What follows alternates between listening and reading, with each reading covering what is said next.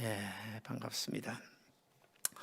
자, 우리가 읽은 오늘 이 본문은 너무나 잘 아는 대로 노아의 홍수 이야기입니다. 하나님께서 노아를 통해서 앞으로 이 세상을 내가 심판하겠다, 심판을 경고하셨습니다. 그 하나님께서 경고하신 그 심판의 내용은 이제 나중에 본문을 쭉 읽어가면 나오겠지만 아무튼 간에 120년 만에 드디어 하나님께서 세상을 심판하십니다.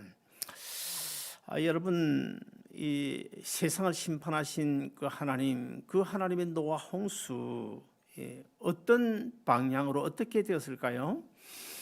성경을 우리가 잘 읽어보면 그저 40일, 40일 주야로 밤낮으로 비가 왔다. 사실은 그 정도가 아닙니다.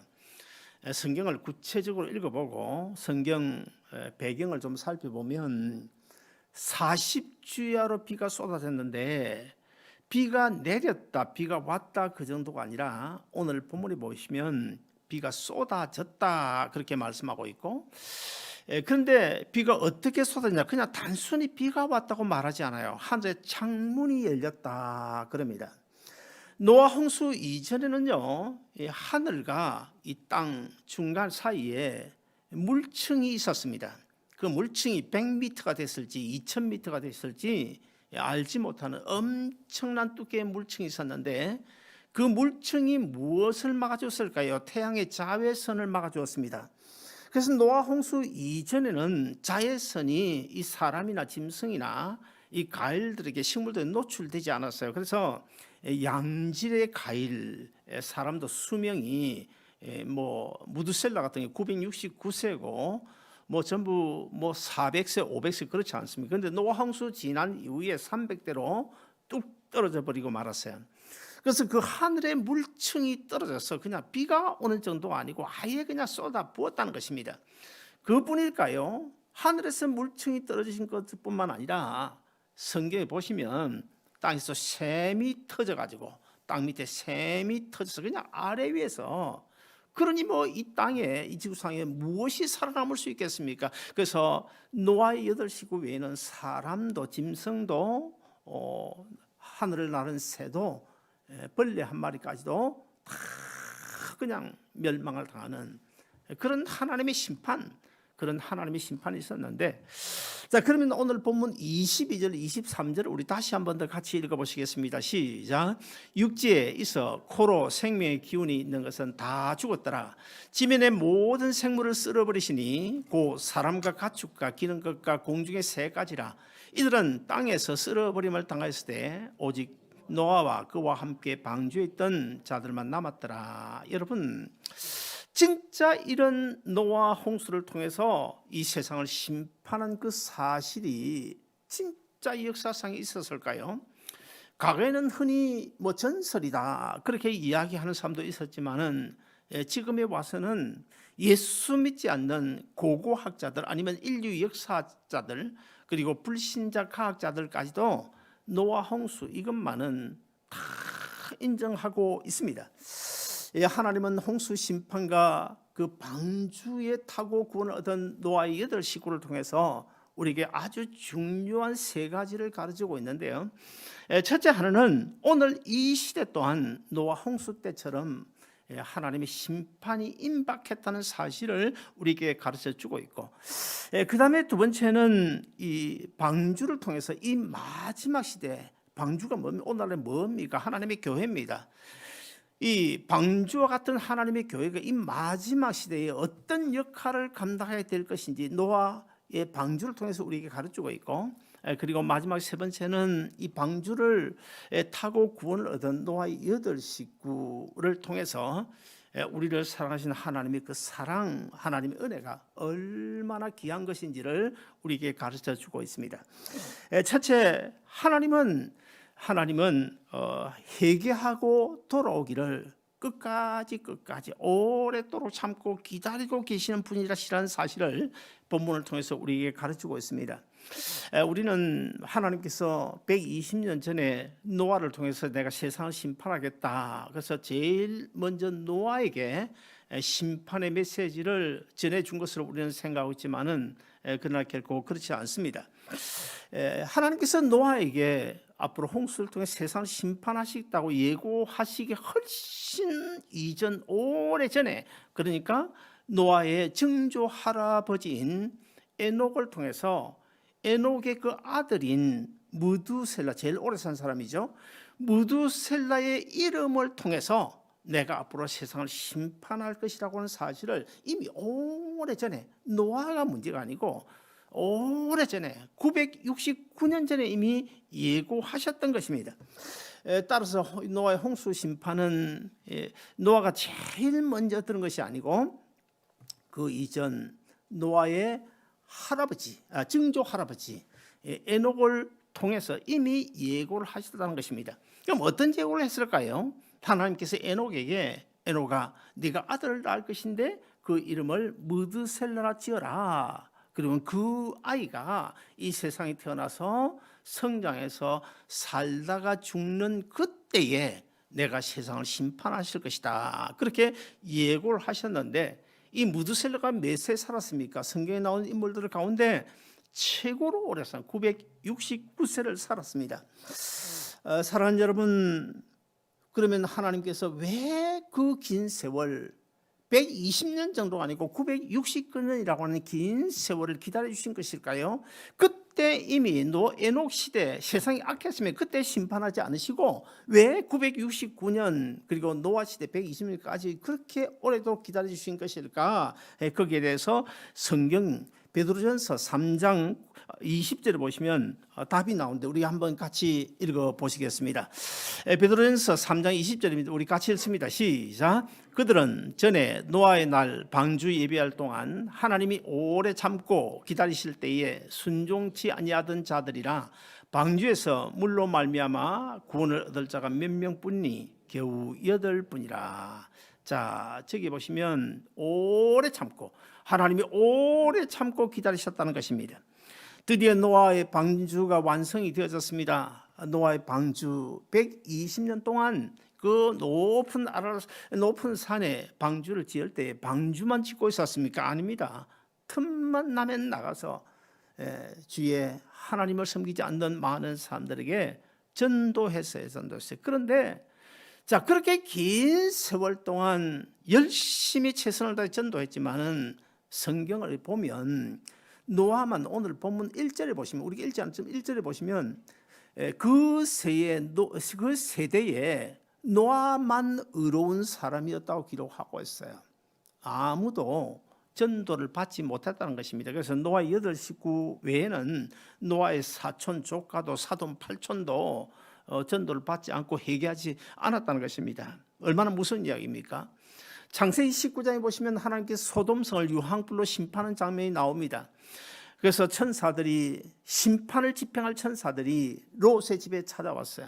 롯의 집에 찾아서 이제 유황불로 이 소돔성을 심판할 때니 빨리 이 소돔성을 벗어나 도망을 가라 경고하셨습니다. 심판의 메시지를 받은 롯과 그 식구들 어떻게 했습니까? 다 이제 딸들하고 도망을 가잖아요. 근데 롯의 처는 도망을 가기는 가는데 가다가 다시 옛날 생각이 나서 그 좋고 화려한 그런 집도 생각나고 보석도 생각나고, 그리고 돌아보다 소금 기둥이 되고 말았고, 그리고 롯의 세 사이들은 어떤 반응을 보였습니까? 성경을 보면 그 사이들이 그 하나님의 심판 메시지에 대하여 어떻게 해요? 농담으로 여겼더라. 노아가 높은 산 꼭대기에 집을 지으면서 전도할 때 사람들은 아마도 노아를 가리켜서 미친 노인네라고, 미친 사람이라고 그랬을 것입니다.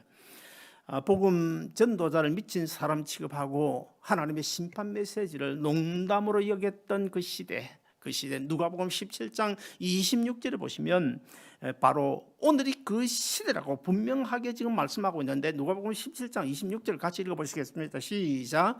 노아의 때에 된 것과 같이 인자의 때에도 그러하리라. 노아가 방주에 들어가던 날까지 사람들이 먹고 마시고 장가들고 시집가더니 홍수가 나서 저희를 다 멸하였으면.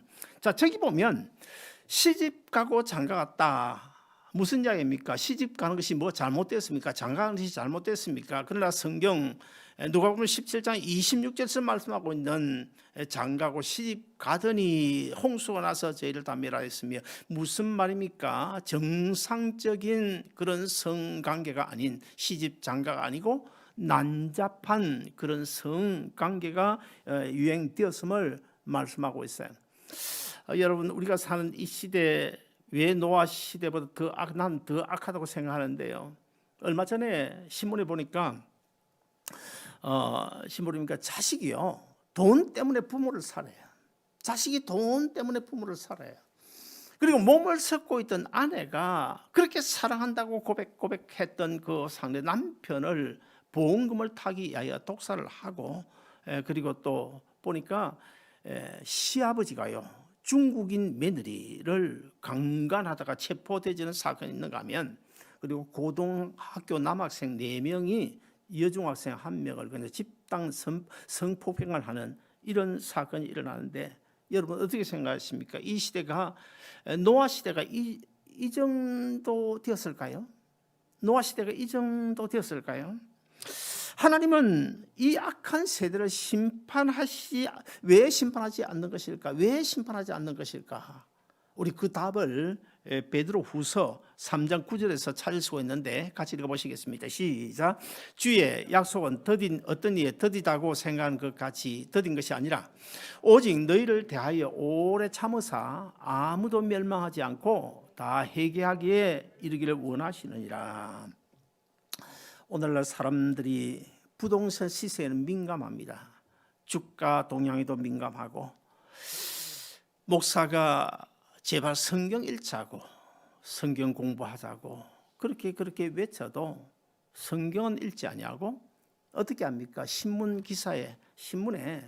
커피가 몸에 좋다 기사 하나 딱 뜨니까, 어떤 박사가 나와서 기사 하나 뜨니까 그것 보고 하루에 커피 한 잔도 안 마시는 사람이 5잔, 6잔 꿀꺽꿀꺽 마시는 시대. 천기는 분별할 줄 알면서도 과연 이 시대가 어떤 시대일까라는 사실을 분별하지 못하고 살아가는 이 시대에 우리가 지금 살고 있습니다.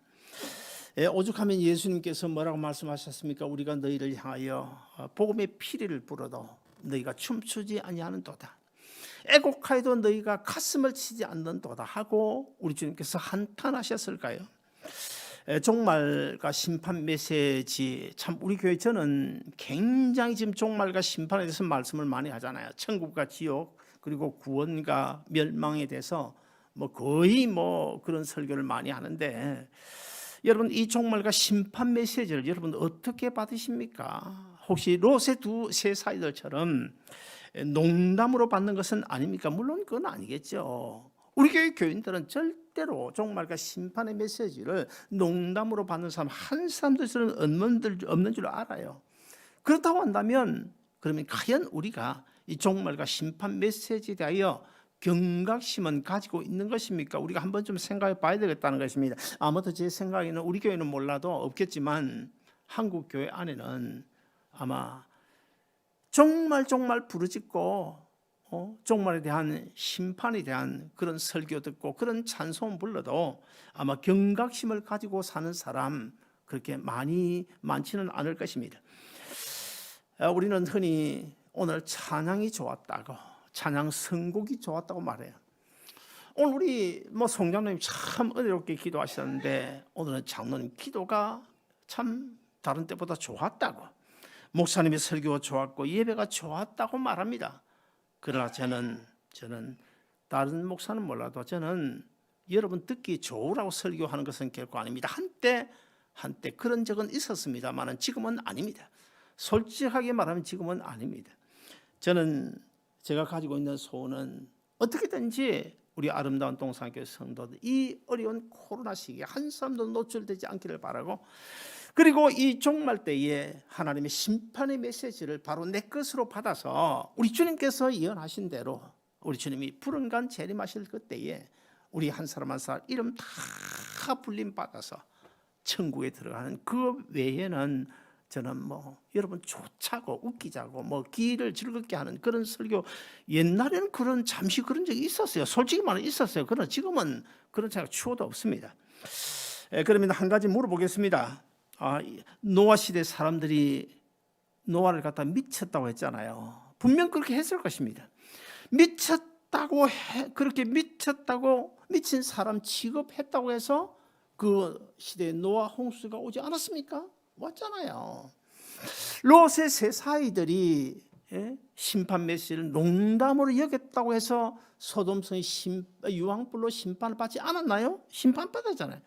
그렇다면 오늘날 주님의 재림에 대하여 우리가 관심이 없다고 해서 우리 주님께서 재림하지 않으시겠습니까, 여러분? 우리는 종말에 대한 경각심을 늘 가지고 살아야 됩니다. 사실 세월이 너무 빠르잖아요. 세월이 얼마나 빨라요. 우리 장로님도 내가 요즘 가만히 생각하면 엊그제 오신 것 같은데 15년이에요. 15년이. 세월이 얼마나 빨라요. 드디어 노아 8식구가 방주에 다 들어갔습니다. 이제 문만 닫으면 되는데 하나님께서 문을 닫지 않아요. 하나님께서 이 방주 문을 닫아주셔야 되는데 방주 문을 닫지 않으십니다. 하루, 이틀, 사흘날 닫지 않으십니다. 언제까지요? 7일을 더 기다리시죠. 7일을. 7일 후에 홍수가 땅에 덮이더니 오늘 본문이 그렇게 기록하고 있어요. 하나님은 노아 시대 120년을 포함해서 무두셀레가 태어나서 죽을 때까지 969년을 기다려 주셨는데 그것도 모자라서 노아의 8식구가 방주 안에 이미 다 들어가 있음에도 불구하고 아무도 회개하고 돌아오지 않은 것을 우리 하나님께서 알고 계심에도 불구하고 왜요? 7일 동안 왜 기다려 주셨을까? 왜 7일 동안 기다려 주셨을까? 하나님께서 방주문을 닫지 않으시고 7일 동안 더 기다려 주신 이유가 뭘까요? 그것은 바로 오늘 이 자리에 계신 저와 여러분, 우리의 부모, 형제, 아직도 예수 믿지 않는 내 주위의 친구들 한 사람이라도 회개하고 돌아오게 하시기 위하여 우리 하나님 오늘도 내일도 모레도 끝까지 오래 참고 기다리시는 분이신데 이것이 바로 하나님의 사랑이고 이것이 바로 하나님의 은혜인 줄로 믿습니다. 둘째로 하나님은 우리의 인생을 책임져 주시는 분이심을 본문을 통하여 우리 가르쳐 주고 있습니다. 노아 8식구가 방주에 들어가고 7일을 기다리신 하나님은 드디어 방주문을 닫으십니다. 여러분 오늘 본문 16절 하반절을 보시면 여호와께서 그를 닫아 넣으시니라. 하나님께서 방주문을 닫으셔서 7일 만에 그러면 그 기다리던 방주문이 969년이 지나고 7일을 더 기다리던 그 방주문이 닫혔다. 그것이 오늘 우리에게 어떤 의미를 부여하고 있을까요? 구원의 문은 반드시 닫힐 때가 있다는 사실을 우리에게 가르치고 있습니다. 노아의 방주는 요즘의 배처럼 유선형으로 만들지 않았습니다. 간혹 노아 방주의 그림을 보면 유선형 아주 이쁘게 만들어 나오지만 저는 그렇게 보지 않습니다. 성경도 그렇게 강조하고 있어요.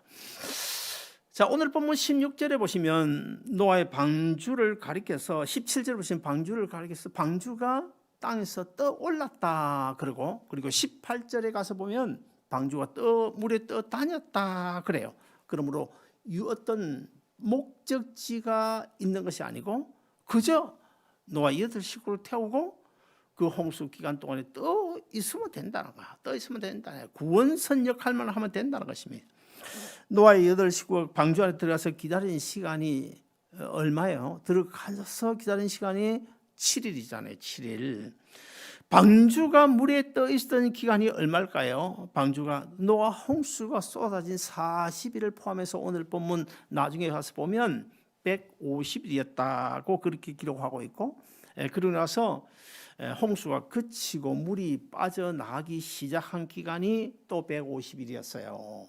거기다가 그 뒤에 까마귀를 내보내고 비둘기를 내보내고 물이 완전히 땅에서 바다로 흘러간 다음에 땅속 스며든 뒤에 사람이 살 수 있을 때 노아의 방주문을 열었는데 그 기간이 얼마냐면 70일이 더 걸렸어요. 그래서 노아가 방주 안에 들어가 있던 시간은 모두 377일이었습니다. 그는 1년 동안 방주 안에 있었다는 거예요. 노아의 식구들이 방주 안에 있을 때 방주 밖에는 우리가 생각하시피 사망의 물이 그냥 넘실거리고 있었잖아요. 수없이 많은 사람들이 막 지금 죽어가고 있는 거예요. 짐승도 죽어가고 뭐 벌레도 죽어가고 다 죽어가고 있는 거예요. 그러나 방주 안에는 하나님의 구원의 은혜가 있었습니다. 하나님의 위로와 평강이 있었습니다. 하나님의 보호가 있었습니다. 하나님의 보장하신 안전이 있었다는 거예요. 왜요? 하나님께서 그들과 함께 계셨기 때문에. 여러분, 방주 안과 방주 밖의 차이를 우리가 한번 생각해 보면 어떤 차이가 있어요? 어느 정도 차이가 있을까요? 아니면 재벌과 홈리스의 차이일 정도일까요? 아니면 벤츠와 기와 세피아 정도의 차이일까요? 아니면 좋은 집과 원룸의 차이일까요? 아닙니다. 그런 거하고 비교가 안 됩니다. 아니면 국회의원과 노동자의 차이쯤 될까요? 아닙니다. 방주 안과 방주 바깥의 차이는요, 생명과 사망의 차이는, 그것도 잠시 생명, 영원한 생명과 영원한 사망의 차이였다는 거예요.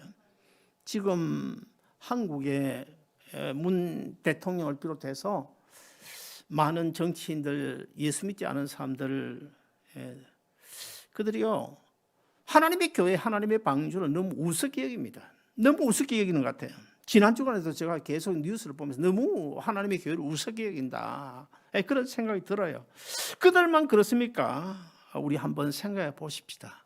여러분, 노아 8 식구처럼 방주 안에 들어와 있다는 확신 가지고 있습니까?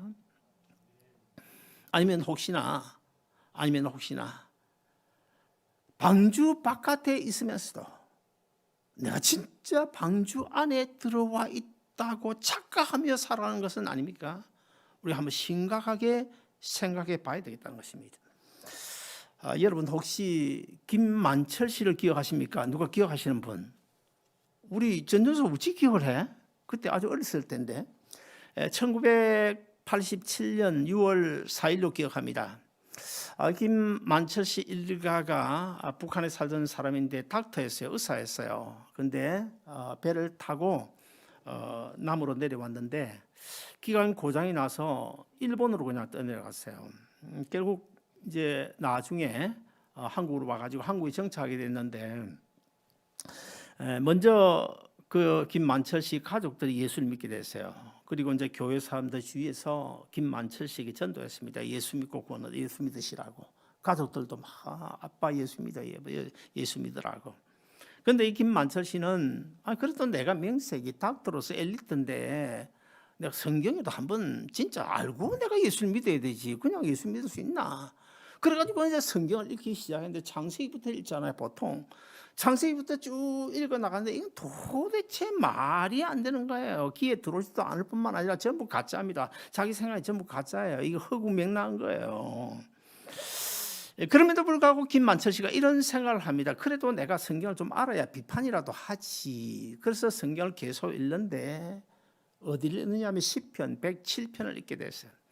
시편을 107편을 읽는데 깜짝 놀래가지고 어떻게 내 이야기를 이렇게 써놨지? 우리 가정 이야기를 이렇게 써놨지? 여러분, 시편 107편 25절부터 29절까지 우리 같이 한번 읽어보시겠습니다. 시작. 여호와께서 명령하신즉 강풍이 일어나 바다 물결을 일으키는도다. 그들이 하늘로 솟구쳤다가 깊은 곳으로 내려가나니 그 위험 때문에 그들이 영원히 녹는도다. 그들이 이리저리 구르며 취한 자같이 비틀거리니 그들의 모든 지각이 혼돈 속에 빠지는도다. 이에 그들이 그들의 고통 때문에 여호와께 부르짖음에 그가 그들의 고통에서 그들을 인도하여 내시고 강풍을 고요하게 하사 물결도 잔잔하게 하시는도다. 김만철 씨 일가가 조그마한 배를 타고 무려 11명인데 그런데 기관 고장이 일어났고 거기다가 또 바람이 많이 부는데 이게 또 시편 107편 25절 29절 우리가 읽은 그 내용에 있는 대로 배가 막 그냥 하늘로 솟구쳤다가 가라앉았다, 이런 경험 여러분 해보셨습니까? 저는 해봤어요. 저는 해봤는데 저 대학 입학 예비고사를 치기 위하여 부산으로 오면서 배를 3시간 반을 타고 오는데 얼마나 풍랑 파도가 심한지요.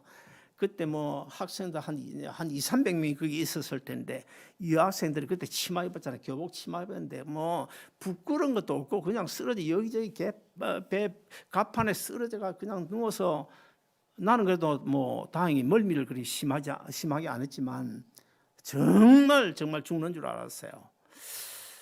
김만철 씨가 그런 경험을 하고 한국으로 왔는데 바로 지금 시편 107편 25절부터 29절에 보니 자기 이야기를 써놓은 거예요. 어떻게 성경이 내 이야기를 이렇게 써놓았지.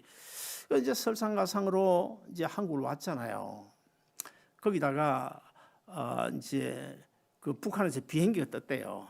비행기 떴는데 희한하게도 새카만 먹장구름이 그냥 낮게 쫙 깔리는 바람에 비행기가 공격을 못하고 돌아갔다는 거 아닙니까? 그 이제 안전기업부지, 요즘은 국정원이죠. 국정원에 이제 불려가가지고 조사를 받는데 그 국정원 직원이 물었어요. 아니 북한 비행기가 추격을 하면서도 너희를 공격하지 않았는데 너희들 혹시 간첩 아니야? 라고 물었어요. 김만철 씨가 참 그런 이제 참 어려운 사투를 벌린 가운데 결국 드디어 이제 한국에 왔는데, 나중에 김만철 씨가 예수 믿고 난 다음에 뒤늦게 깨달은 두 가지를 이런 간증을 했습니다. 첫째는 비행기 공격을 막은 그 먹구름의 의미가 무엇이냐? 그것은 바로 나는 몰라도 분명 하나님의 섭리였다는 사실이 믿어졌고, 그 다음에 두 번째로 배가 기관 고장이 나서 그냥 떼밀려 가지고 돌아가려고도 생각했대요. 그런데 기관 고장이 나는 바람에 어쩔 수 없이 일본까지 그냥 배가 떠밀려 가가지고 지금 남한으로 오게 됐다는 거예요. 기관 고장이 난 것도 나는 몰라도 우리 가족을 구원하기 위하여 하나님의 특별한 간섭이었다는 사실을 간증을 하고 다녔습니다. 우리는 예수를 믿습니다. 주님의 몸인 이 교회인 방주 안에 들어와 있습니다. 우리가 예수 믿고 방주 안에 들어왔다, 주님의 몸인 교회의 지체가 되었다. 무엇을 이야기하는 것입니까? 주님의 몸에 붙은 지체가 되는 바로 그 순간부터 내 인생 내 것이 아니잖아요. 주님의 몸에 붙은 팔이 자기 마음대로 무슨 인생을 주장합니까? 몸에다가 전부 맡기는 거죠. 몸이 한 대로 맡기는 거죠. 머리가 한 대로 맡기는 거죠. 주님께 맡기는 거죠. 우리의 모든 인생길을 주님 앞에 맡기는 것, 이것이 예수 믿는 것이고, 이것이 방주 안에 들어가 오는 것이고, 이것이 바로 주님의 품에 안긴 것이고 주님의 지체된 것 아니겠습니까? 그래서 우리는 주님과 함께 죽고 주님과 함께 먹고 마시는 그런 삶을 살아야 되는데, 이런 우리의 신앙생활이 때로는 힘들고 답답할 때도 있잖아요. 답답할 때도 있을 거예요. 뭐 담배를 피울 수가 있나, 술을 한 잔 마실 수가 있나, 아니면 노름을 할 수가 있나, 뭐 라스베가스 가서 뭐 한번 땡기는 사람은 흔히 있겠지만 우리 교회도 그것도 마음대로 다른 사람 눈도 봐야 되고 육신적으로는 답답할 수 있을 거예요. 그리고 뭔가 세상 사람들에 비해서 내가 손해보고 살아가는 것 아닌가, 그런 느낌도 받을 때가 있을 것입니다. 사랑하는 여러분, 그러나 방주 안에는 영원한 생명이 있어요. 방주 밖에는 영원한 죽음이 있습니다. 방주 밖에는 하나님의 보호가 없어요. 하나님의 위로가 없어요. 하나님 주신 평강이 없어요. 세상 물질이나 이런 것들로 통해서 잠시 받는 평안이 있을지 몰라도 영원한 평안은 없다는 거예요. 안식이 없다는 거예요. 위로가 없다는 거예요. 축복과 은혜가 없는 것입니다. 사랑하는 여러분, 우리는 하나님의 능력으로 살아야 되는데, 오늘 한국교회 안에도 방주 안에 들어와 있다고 하면서도 자꾸만 방주 밖을 그냥 넘보고 살아가는 사람 많이 있고, 하나님의 능력이 아닌 내 힘으로 살려고 하는 사람들도 많이 있잖아요. 그러나 여러분, 우리 한 가지 생각해야 될 것은, 주님 품 떠나서 주님 등지고 방주 벗어나서 잘 살 수 있나요? 저는 잘 살 수 없어요. 아무리 생각해도 예수 떠나면 나는 죽는 거예요. 나 예수 떠나서 살 수 없다. 사랑하는 여러분, 우리의 구원을 위해서, 내 믿지 않는 식구들의 구원을 위해서 오래오래 969년을 참고 기다리시고 120년을 참고 기다리시고, 그리고 거기다 덤으로 7일 더 참고 기다려주신 하나님, 그 하나님의 놀라운 은혜, 그 은혜를 생각하고 우리는 나가서 전도해야 됩니다. 전도해야 됩니다. 예수 믿지 않는 사람 전도해야 됩니다. 우리 조건사님 앞으로 한국과 전도 많이 하세요. 그리고 자주 오세요. 자주 오세요. 자주 오거든 2주 만에 가지 말고 한 5개월씩 있다가 또 한국 가서 한 달 있다가 또 오고 그렇게 하시면 조사님도 1년에 한 번씩 오셔야 됩니다. 지금 고개 끄덕끄덕 약속했어요. 근데 우리 이상희자는 약속해놓고는 안 오더라고. 근데 우리 조사님 내부는 약속을 분명히 지킬 것 같아. 사랑하는 여러분, 예수밖에 없습니다. 방주 안에 있어야 행복하고, 방주 안에 있어야 내 인생이 보장되고, 방주 안에 있어야 내 영혼의 생명이 보장된다는 사실 알아. 이 놀라운 하나님의 은혜 축복 여러분 마음껏 누리면서 살아가는 여러분 모두 되시길 주의 이름으로 축원드립니다. 기도하겠습니다.